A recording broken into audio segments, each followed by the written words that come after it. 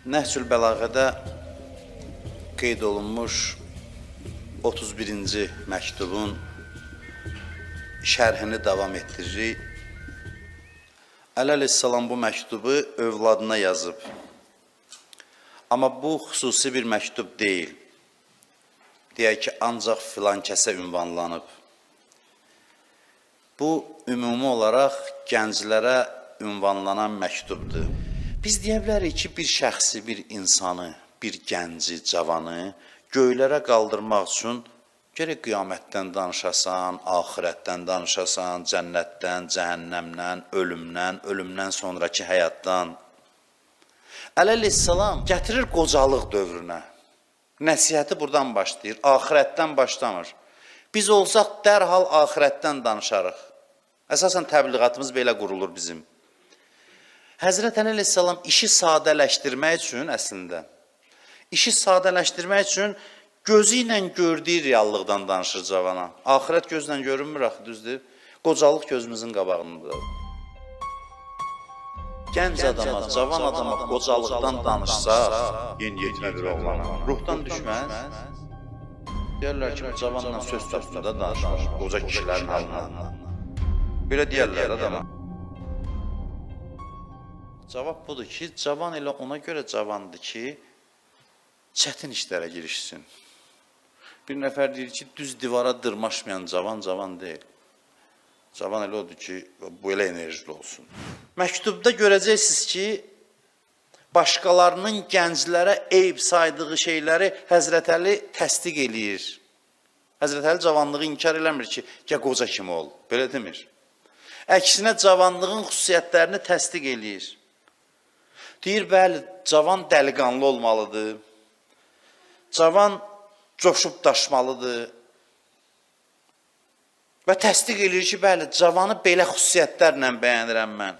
Biz xoşlayırıq bizə təslim olanlarla danışaq. Məsələn, bir cavan da ailədə məhəbbət görməyib, bir-iki dənə təbəssümlə onu özümüzə aşiq eləyək və dediklərimizin hamısını qəbul eləsin. Onun zəifliyindən istifadə edib, məhəbbətlə onu ovladıq. Çünki o məhəbbət görməyib, kim ona məhəbbət göstərsə onu təsdiq eləyəcəkdir, sən çıxdın qabağına. Adam var, cavandır, halsız adamdır.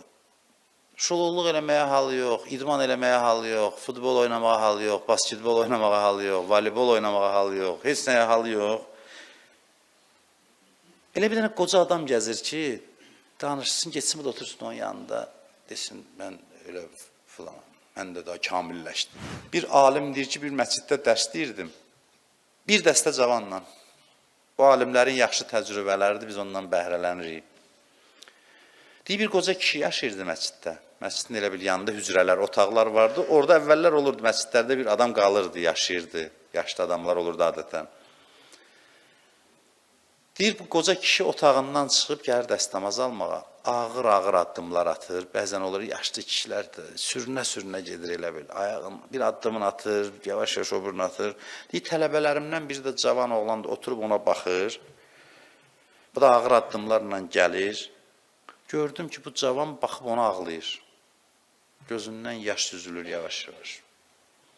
Deyir, dedim, niyə ağlayırsan? Cavana dedim. Deyir, cavab verdi ki, bunun ayaq səslərini eşidirəm. Dünyanın həqiqətini bunun ayaq səsləri mənə rəvayət edir. Göz qabağında. Hələ axirəti, qiyamətini edirəm. Göz qabağında ibrətdir. Axırımız budur hamımızın. Axırımız budur ki, yol gedə bilmir.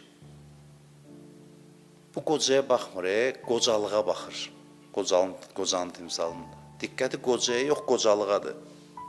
Baxır, təsirlənir. Baxır, təsirlənir. Bundan cavana pis təsir olur. Qocanın halına baxıb təsirlənmək. Cavanı ruhdan salır. Xeyr, vallah, xeyr.